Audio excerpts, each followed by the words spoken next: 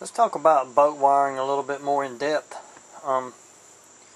What you're looking at is a control panel on a boat, and all of these switches are wired in, and underneath each one of these switches down here at the bottom is like a fuse panel.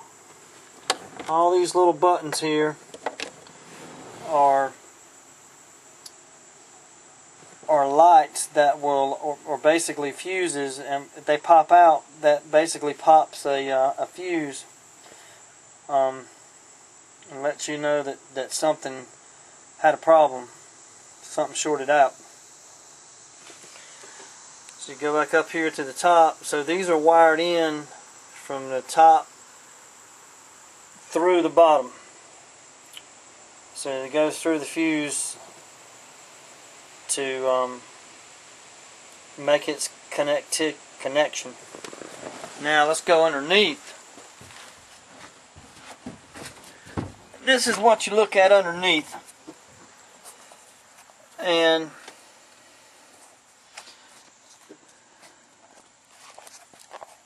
this is your fuse panel that you saw from the top. A massive conglomeration of wires, but you can picture each one of them separately. And on each fuse it tells you what amperage and what each fuse is. If you look up at the top,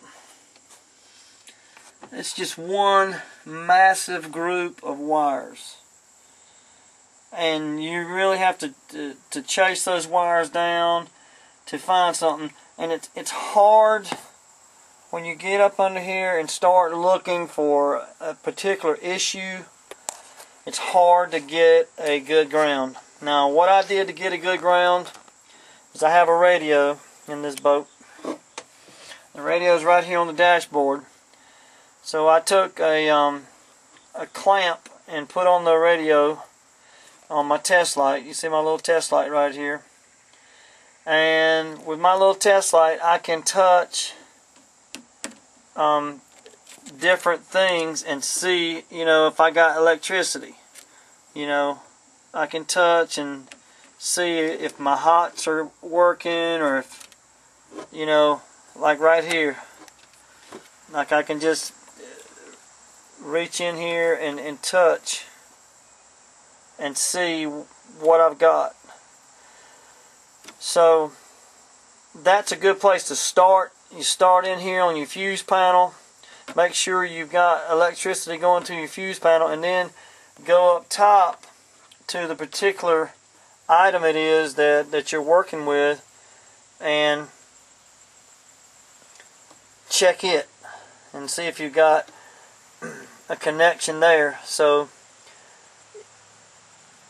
it can be kind of overwhelming just looking at the wires and stuff, but if you break it down and just start tracing each wire from each item, you're going to find out that it's not as difficult as what you might think it would be. So that's a little bit of a idea about how to get started in a little bit more in-depth search of a wire issue when it comes to your boat wiring.